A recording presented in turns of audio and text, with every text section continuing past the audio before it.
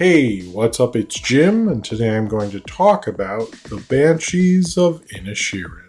I was sort of taken aback by this movie because at first, the cinematography is different from Martin Mcdonagh. I thought I was over him, I guess, after Three Billboards. And this was kind of struck me, maybe at the right time in my life, how kind of perfect it was, but perfect thing to say about friendship, particularly about friendship when you're getting older. I was sort of surprised by it. In fact, I watched a bit ago and I got a little sleepy during it, and then I rewatched it to do this review because even though I was sleepy, it kind of struck me. The different cinematography struck me. It felt colder and stranger, but also felt very relatable. It's a weird, different kind of movie, but one that I think speaks a lot of sort of truths about friendship in your older age and stuff, or maybe just for me as I'm getting older. I don't know I'm in my older age yet or not, but getting closer every day. I don't know really if this is a metaphor for the Irish Civil War. I don't think I'm a YouTube channel you're coming to for that. Anyway, sorry to disappoint you if you've subscribed for all these years and that was the thing you always wanted. Give me a thumbs up if it was. And I don't really understand what the old lady means other than kind of maybe the specter of death, maybe a witch, or something like that. It just sort of came off to me as sort of weird imagery. For the sake of weird imagery, you probably could have cut her out and honestly had the same movie, maybe a better movie in my mind, but she's there. I don't know those things, and I'm not going to pretend. There's probably some folklore stuff or some Irish stuff that I didn't get because I'm not Irish or anything. I'm not gonna pretend, or I tried to look it up and it didn't make a ton of sense, so whatever. Two characters, Porrick, played by Colin Farrell, and Colm Doherty. Colm Doherty's played by Brendan Gleeson. Porrick is played by Colin Farrell, and this is sort of a very loose, I would say, it's a reteaming of everyone from In Bruges, but not the same movie whatsoever. But they were friends for many years, and the film starts with Colm deciding he does not want to be friends with Porrick anymore. He has inane conversations with him. He's wasting time. And he's running out of life, so he's not going to talk to him anymore. Porrick is really hurt by this and keeps trying to be friends with him because he's been friends with him and talking to him for years, and it just feels sort of unnatural, but he also doesn't get why he doesn't want to be friends with him anymore. So he keeps bothering him, and then Colm comes to him and basically says, every time you bother me, I'm going to cut off one of my fingers and throw it at your house. Basically, he thinks he's lying, and then he does that. This film gets very dark. There are some complexities in this film, and I have not had a relationship where someone throws their fingers at me. I'm pretty sure, I don't know, I ignore a lot of the stuff that happened. People knock on the door and it's too late. I just ignore it. So maybe they did and someone cleaned it up. But I think when you get older, it just sort of, I don't think anything this direct happens where someone's like, I can't be friends with you anymore, this directly, the way this film does. But I have had, even recently, where you have friends for a long time and then eventually, you sort of just drift apart, or they get into another friend group, or just they get another job, or just life, and you're oh, we're gonna be tight, and they'll mention they know you're friends with someone else for a long time, and sometimes get together we'll be like that, and it doesn't happen. And I'm not saying this to out someone or something like that. It's just the natural way of life. It is sad, and I think there's a sadness to this film. In some ways they might be we had our thing, but I need to move on and stuff like that, and maybe you don't say it. Maybe they didn't feel that way. It's just the way of life.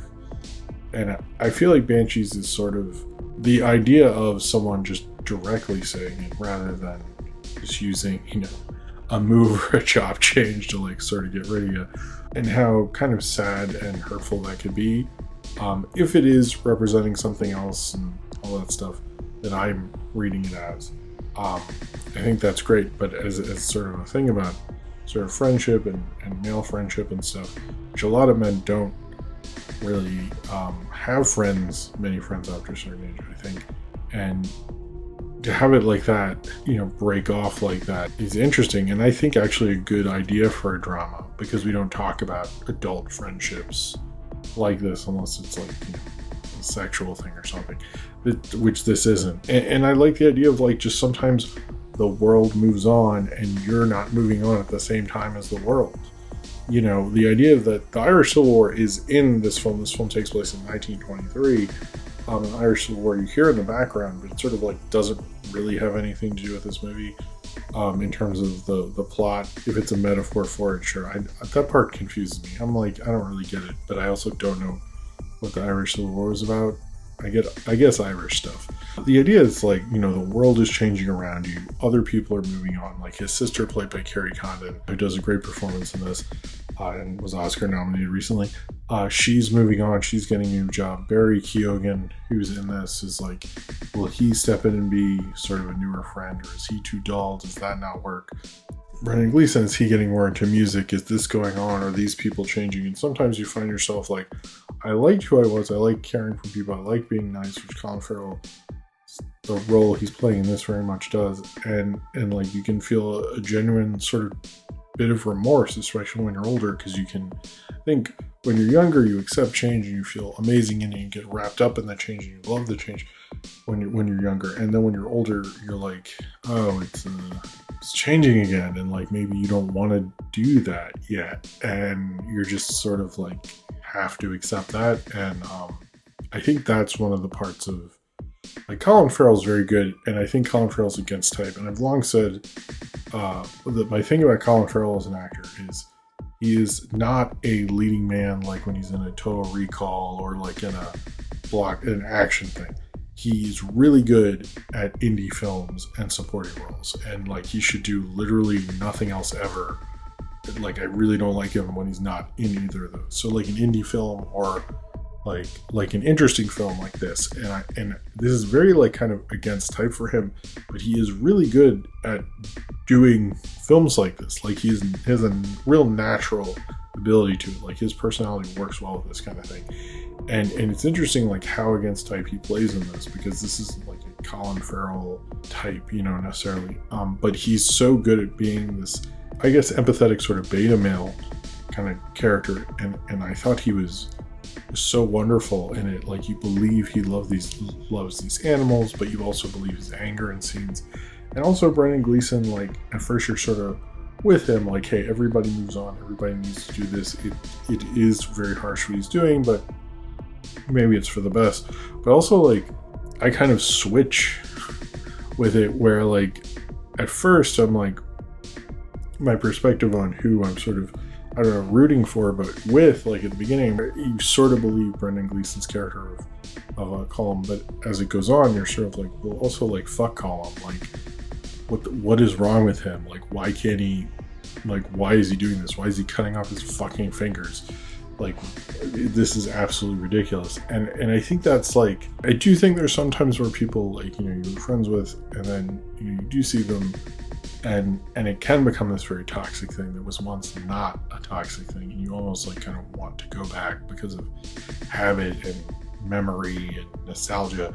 And then you when you do, you're like, oh yeah, that's forgot, that's why I don't do that. And sometimes in your life you can naturally just walk away and be fine. But I think like, you know, if someone was to do the extreme of cutting off their fingers and throwing them at my door and stuff, I think I would stay away from them. But it's also like they're on this little island, and like, where are they going to go? Their whole lives are here and everything. And that's sort of like kind of almost feels like a little Earth, what this island is doing in the Banshees of Inisherin and everything. Martin Mcdonagh, I think this is a really good screenplay from him. I think he did a really good job directing. I think the cinematography by Ben Davis is really different for a Martin Mcdonagh film, and I really like that about it, actually. I thought for a film that's like comedy and dark and stuff, it did a very good job of establishing the setting and getting everything like perfectly artfully done. You know what, like this almost felt like a sparse art movie in a lot of ways, and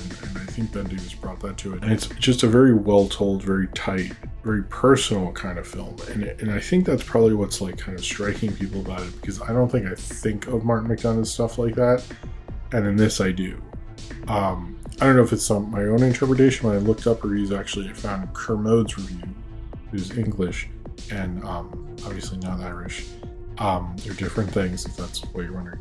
And an American review are like totally different. It makes me believe there's a totally different perspective on this in England and Europe. And by the way, if you have one of those perspectives, I would actually like to know.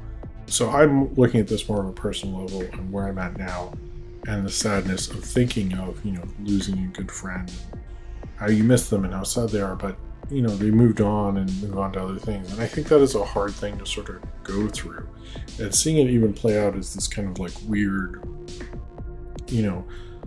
fairy tale kind of moral lesson kind of version, I think still says a lot and like still speaks to me very highly personally. And I do think like when you get older, it's just like these things sort of happen, but like not wanting to accept it as Pork does, and someone who like, his animals mean so much to him, his little donkey does, everything like that.